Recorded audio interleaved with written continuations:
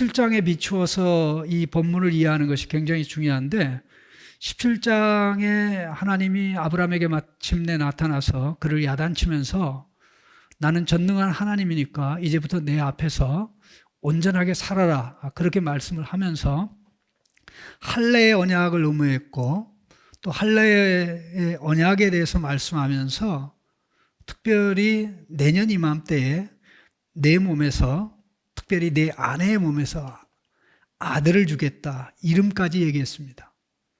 근데 하나님이 아브라함에게 나타난 게 13년 만에 그 이스마엘을 낳고 13년 만에 하나님 말씀하신 건데, 그렇다면 13년 플러스 알파에서 창세기 15장에서 하나님이 나타나고 또 이스마엘이 태어나서 13살이 됐던 걸 생각해 보면 15장에 한 번 나타나고 17장에 한 번 나타났을 때 그 기간이 아무리 짧게 잡아도 한 15년 됩니다. 그러니까 15년 만에 한 번 나타나신 하나님이, 특별히 그 나타난 장면이 17장인데 18장에는 하나님이 무슨 급한 일이 있었는지 바로 또 나타나신 거예요.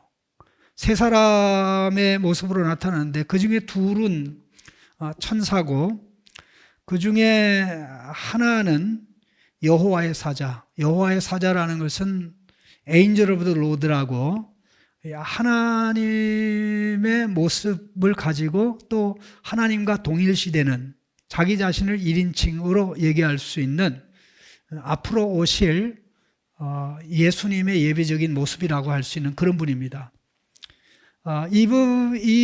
이렇게 세 분이 나타났을 때 아브라함은 놀라서 환영하고 이제 영접을 했습니다.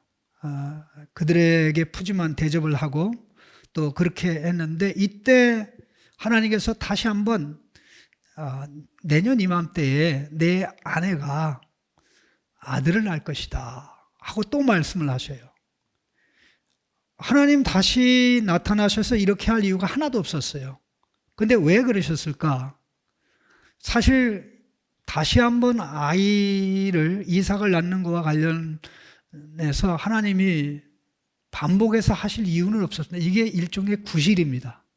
하나님의 원래 목적은 다시 한번 이삭이 태어날 것을 얘기하는 것이라기보다는 이것을 핑계 삼아 소돔 고모라의 멸망에 대해서 말씀하고, 그가 이제 이삭이 나오면 어떤 종류의 나라와 민족을 만들기를 원하는지 하나님이 이 사건을 통해서 명확하게 하기를 원했던 것입니다. 그래서 실제적으로 이제 이 세 분이 대접을 받은 다음에 두 천사는 이제 소돔 고모라로 갑니다. 그리고는 여호와 하나님께서 고미를 해요. 그 고미라는 내용이 18장 7절, 18절에 소개되어 있는데 정말 놀랍습니다. 제가 읽어드리면, 여호와께서 이르시되 내가 하려는 것을 아브라함에게 숨기겠느냐? 아브라함은 강대한 나라가 되고 천하 만민이 그로 말미암아 복을 받게 될 것이 아니냐? 그러면 아브라함이 강대한 나라가 되고 복을 받게 되어서 아브라함과 아브라함의 후손을 통해서 열방이 복을 받게 될 텐데, 하나님이 만들고자 하는 이 강한 나라, 큰 나라는 도대체 어떠한 나라이냐? 열방에게 복을 가져다 줄 나라는 어떤 나라냐라고 할 때 그 나라는 소돔 고모라와 다른 나라입니다. 죄악으로 물들고 찌든, 그래서 하나님의 심판을 피할 수 없는 그런 나라가 아니라 하나님의 율례와 언약의 법도를 따라 경건하게 살아가는 그런 나라입니다. 그래서 하나님이 언약의 복이 넘쳐나서 결국 그 복이 땅끝까지 가득 차게 되는 것을 하나님께서 원하시고 그런 나라를 세우고자 하는 마음이 있었던 겁니다. 그걸 명확하게 한 게 이제 19절의 내용입니다. 내가 그로 그 자식과 건속에게 명령하여 여호와의 도를 지켜 의와 공도를 행하게 하려고 그를 택하였나니 이는 나 여호와가 아브라함에게 대하여 한 것을, 말한 것을 이루려 함이라. 그렇게 하고는 하나님이 이 사실을 아브라함에게 알리게 된 겁니다. 참 이게 핵심입니다. 소돔 고모라 멸망합니다. 그러면 그냥 나라가 크기만 하면 되느냐? 그게 아니고 하나님이 세우기 원하는 나라는 경건한 나라, 우리 하나님의 율례와 법도로 가는 나라인데, 이게 자동적으로 이루어지는 게 아니라 언약의 할례를 받은 아브라함은 이제 이삭이 태어날 때 이삭에게 언약의 법도와 율례를 가르치고, 그것이 점차 확대돼서 정말 땅끝까지 하나님의 언약의 법도를 가지고 살아가는 백성으로 가득 채우고 충만하게 하려는 목적이 있었던 것이죠. 자, 이러한 이유 때문에 하나님이 아브라함 앞에 남아있고 두 천사는 갔습니다. 그런데 이 말씀을 보면 굉장히 참 놀라운 게, 하나님이 여호와의 사자로 나타난 하나님께서 아브라함을 친구로 대하듯이 이렇게 쭉 이야기를 하면서 굉장히 중요한 그 말씀을 하게 되는데, 그 내용이 바로 20절, 21절에 나옵니다. 20절, 21절에 보면 특별히 20절은 소돔 고모라의 죄악, 그 21절은 과연 그것이 그런지 확인을 해야 된다는 거죠. 20절에 봅니다. 여호와께서 또 이르시되 소돔과 고모라에 대한 부르짖음이 크고 그 죄악이 심히 무거우니, 21절, 내가 이제 내려가서 그 모든 행한 것과 과연 내게 들린 부르짖음과 같은지 그렇지 않은지 내가 보고 알려하노라. 이게 참 소돔 고모라를 심판하기 위해서 내려오신, 사람의 모습 내려오신 천사와 함께 내려오신 하나님이 이 말씀을 하는 겁니다. 인간의 입장이 되어서 얘기하는 겁니다. 하늘에서 이런 얘기를 들었는데 이게 사실인지 확인하고 이것이 사실이라면 그대로 심판을 집행하겠다는 거죠. 온 세상 나라를 지배하고 다스리는 하나님이 공의를 어긋남 없이 집행하고 정확하게 항해하겠다는 거죠. 하늘에서 들은 것이 확실하고 분명하지만 또 땅의 현장에 와서 확인해서 하나님이 심판을 할 때 공의가 이루어지는 쪽으로 하겠다고 하신 건데, 사실 아브라함은 하나님으로부터 이런 말씀을 듣고 굉장히 걱정했어요. 그 걱정한 이유 중에 하나는 혹시라도 하나님이 소돔 고모라를 심판하는 과정에서 불의를 행할까 봐. 웃긴 이야기죠.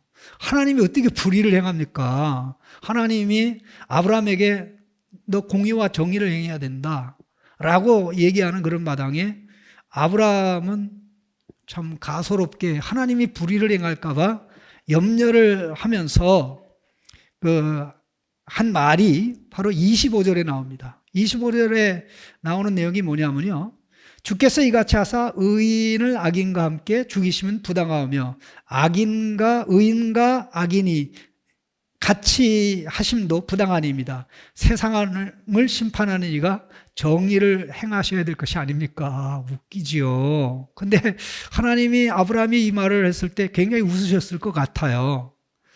그 이야기를 하면서 이제 소돔 고모라를 위해서 기도하는 겁니다.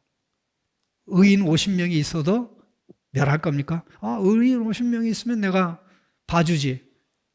또 40명이 있으면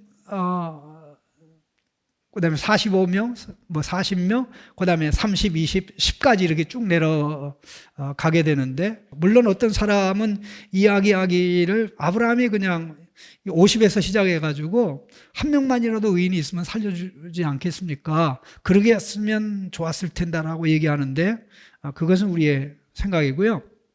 중요한 부분은 사실 이게 세상을 위해서 아브라함이 해야 됐던 역할이죠. 단지 세상을 위해서 중보하는 것을 넘어서 세상이 멸망받지 않고 세상이 온전하게 하나님의 사랑의 대상으로 되어서 살아가기 위해서는 경건한 사람들을 만들어서 경건한 삶을 통해서 주변 나라에 경건을, 거룩한 백성을 만들어 공급하는 이 역사야말로 하나님이 아브라함 부르신 목적이고, 그 목적으로 이제 이삭을 곧 태어나게 할 것인데, 이러한 백성을 만들어 땅끝까지 채워지게 하는 것이야말로 하나님이 태초에 아담 하와를 창조해서 생육하고 번성하여 온 땅을 가득 채우라 하는 하나님의 목적을 최종적으로 성취하고자 하는 그러한 목적인 것을 다시 한번 확인한다는 차원에서 이 18장의 기록이야말로 할례의 의무, 할례의 언약을 받은 아브라함이 앞으로 해야 될 것이 무엇인지 아주 분명하고 명확하게 한다는 의미에서 바로 이 소돔 고모라의 멸망에 관한 기사가 이제 19장에 바로 이어서 나오고, 물론 그 때문에 그때 아브라함의 기도 때문에 하나님께서 롯을, 그의 조카 롯을 봐줘서 그의 두 딸과 롯이 구원받는, 이것을 보면 아브라함의 영향력이 지금은 제한되어 있지만 더 많은 사람에게 이제 선한 영향력을 끼쳐서 더 많은 사람을 구원하는 그런 쪽으로 아브라함과 또 아브라함의 언약을 상속받는 언약의 상속자인 이삭이 그와 같은 역할을 해야 될 것을 보여주는 아주 중요한 그러한 메시지를 담고 있는 게 이게 창세기 18장에 기록된 내용이라고 할 수 있습니다. 이 내용을 보면서 우리가 과연 하나님의 기대에 맞게 살아가고 있는지 다시 한번 생각해 봤으면 좋을 것 같습니다.